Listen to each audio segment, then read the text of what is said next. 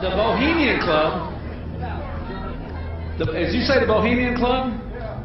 That's where all those rich Republicans go up and stand naked against redwood trees, right? I've never been to the Bohemian Club, but you ought to go. It'd be good for you. Get some fresh air.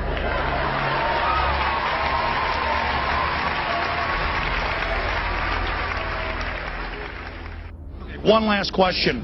I read a Washington Times article many years ago where you had a comment about the organization, and then now it's been in the Wall Street Journal, it's been in a lot of different newspapers, and that's the Bohemian Grove. And back in, what was it, 1996, when you joined as a Clinton advisor, the Republicans were criticizing you, oh, what about Bohemian Grove? And then you countered them by saying, hey, I don't run around in the woods naked. What did that mean? Here is the before-mentioned Washington Times article where he said, I didn't run around naked like they do. I don't know what quote you're referring to. I'm not aware of any quote like that. Listen, I am a happy member of the Bohemian Grove. I like the folks who come there, and it's really inappropriate for me to talk about the group beyond that. Thank you. Have you been there for the ceremony with the cremation of care? Frankly, I don't think that's something I need to talk to you about. Really? That's right. Well, I'm Alex Jones, and I snuck in there in 2000. I'm the guy that blew it wide open and got the video. It's been on national TV. Well, I disrespect you for that. You do? I do. But there's a lot of big public officials going in there. Don't we deserve to know? I don't know anything about you, and I don't know anything about your film. But if you go in there with an understanding, you violated that understanding by releasing that film, and I don't respect you for that. Really? But we have public officials. I'm sorry. You took an understanding when you went in there that you would not do that film. And did you have an understanding when you went in there? No. Did you crash it? Yes. Yeah, and it has no trespassing signs there too, doesn't it? No, they put them after.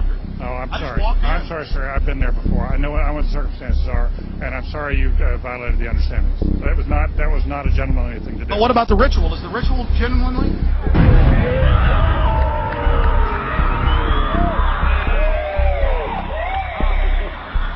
Sir, everything. I don't owe you this comment. I know.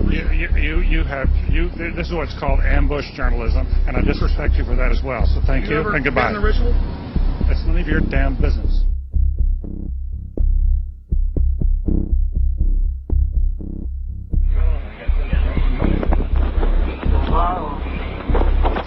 Prince of all mortal wisdom, owl of Bohemia, we beseech thee, grant us thy counsel.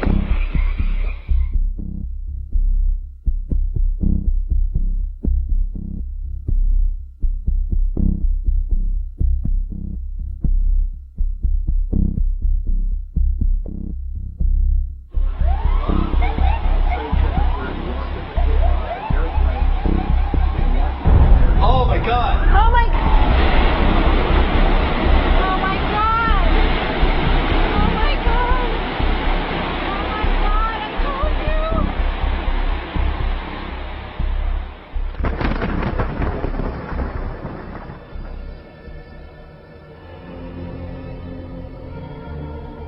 you. Today our nation saw evil, the very worst of human nature.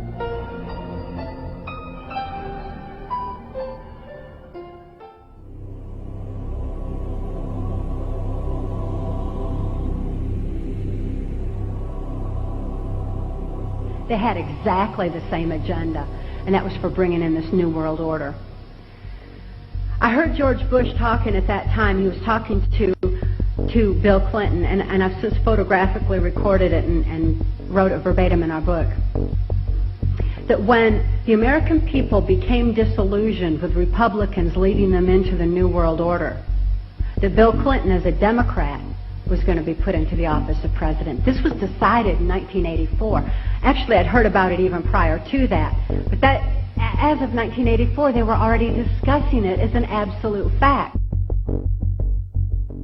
The CIA is carrying out mind control on countless numbers of unwitting American victims. And he even went so far as to say the basic methods that they use in this mind control: hypnosis, drugs, and torture. Three parts policy that they had adopted there. The second one was to find a way of being able to get total control of people's minds. And that would be done by taking hypnotism out of the realm of the occult and introduce it as a new science for the benefit of mankind.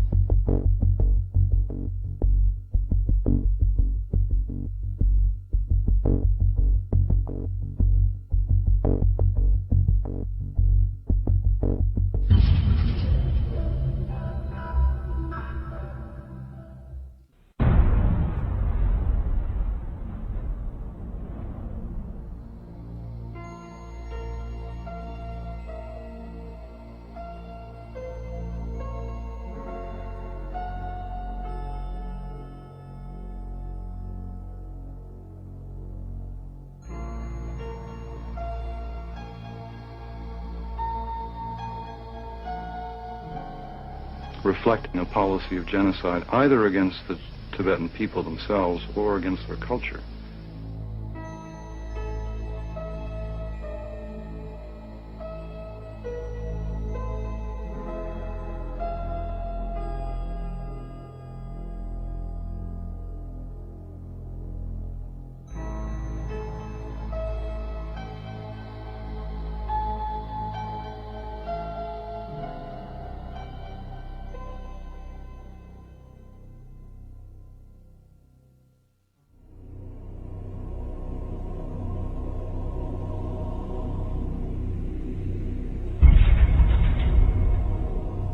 Once I realized I had met an honest, genuine, high-level Freemason who told me there were 13 levels of Freemason above the 33rd degree, and that these people were God. There was no God, they were God.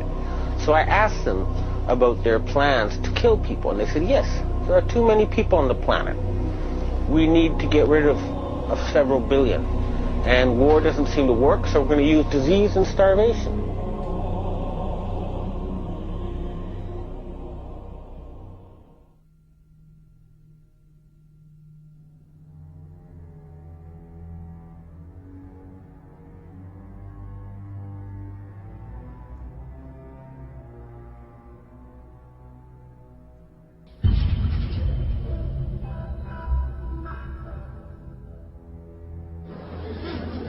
He knew what was happening, and he attempted to warn us when he left office. He told us, quite bluntly and in no uncertain terms, to beware of the military-industrial complex. And who is the military-industrial complex? It is the members of the Council on Foreign Relations, and since the inception of the Trilateral Commission as well. I'm not the Council on Foreign Relations. I don't know if I'm an official member. I've spoken there before. It basically is just a forum where a bunch of people talk about foreign policy. Was made up of the Executive Committee of the Council on Foreign Relations. Now, it is extremely significant that you understand that the first 6 members from the government, along with President Eisenhower, were also members and longtime members of the Council on Foreign Relations.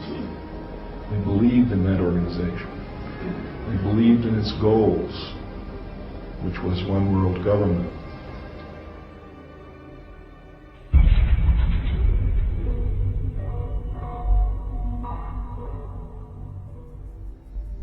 Number 15, create industrial depression and financial panic, unemployment, hunger, shortage of food.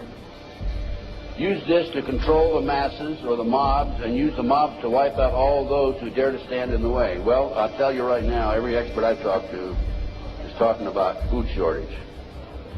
And it's coming, I'm convinced. What were they? Because I'd never seen anything like that. And his statement was that if he told me, I would be one of few people in Madison, Georgia that knew about them. And he says they're disposable coffins. They were stacked, he told me, 15 high.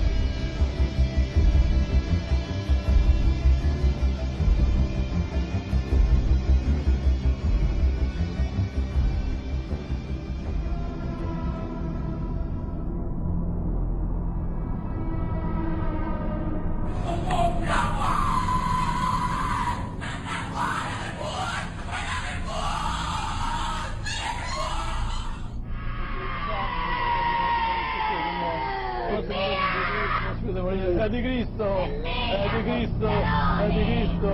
Ecco, ecco.